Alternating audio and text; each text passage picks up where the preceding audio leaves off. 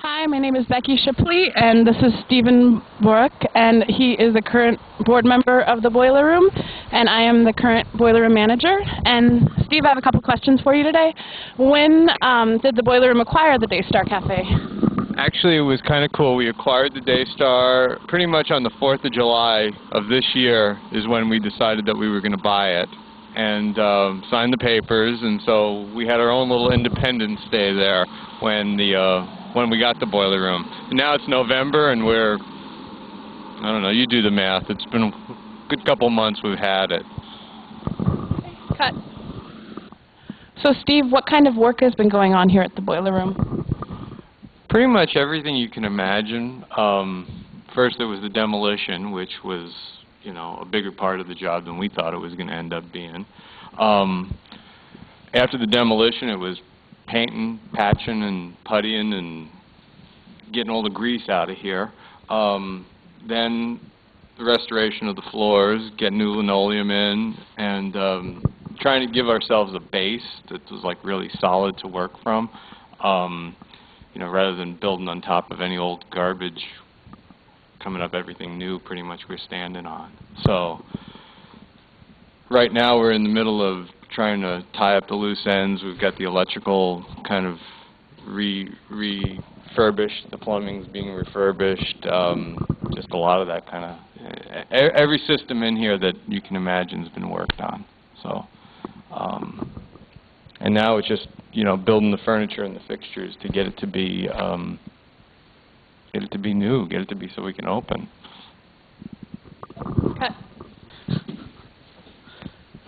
Steve, what kind of help have you had from the community, and will you give us a tour of the Boiler Room? Well, I'll give you a tour first, because we've had a lot of help, and I couldn't even begin in 30 seconds to tell you all the help I've had. But what we basically got here as far as the kitchen tour is that this is where the espresso machine is going to be, and we had one of Silas, one of our volunteers who's been coming to the Boiler Room for years, come in and do the tile work. But this is going to be the counter where the espresso machine is, and then this is going to be where the front counter is, the bagel stand. It'll be up a little higher. Then we'll have more counters, refrigerators, and this is going to basically be the kitchen area. This is going to be where you're going to be standing when you're working at the Boiler Room. All those people coming through here in the next few weeks. And then back here,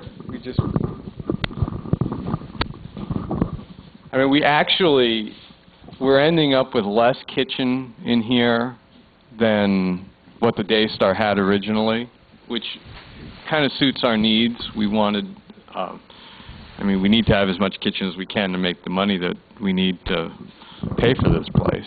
But we're ending up with a little less kitchen, hopefully a little bit more efficiently put together, a little bit more you know, friendly for us.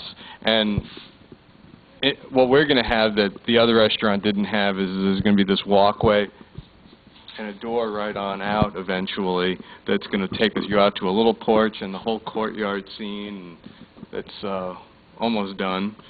And then, you know, a little trail on out to the beach. So it's like, you know, what we've done is basically we've taken this little tiny footprint and hopefully tailored it more to what our clientele needs, which is an outside space in Port Townsend where they can come and they can hang out and have as their own.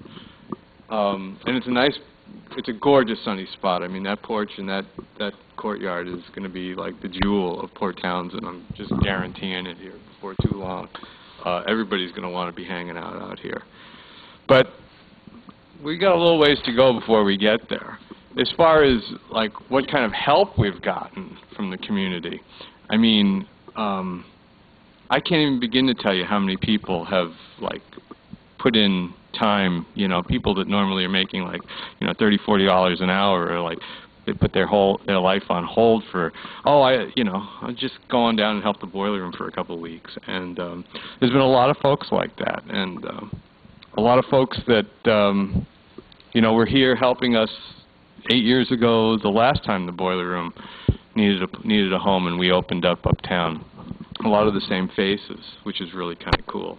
So, I mean, there have been electricians, there's been plumbers, there's been landscapers, there's been tile people, there's been all kind of carpenters and painters, and there's a lot more people that really want to help out. Unfortunately, you know, you can only get so many jobs going at a time, and the people that really want to help, you know,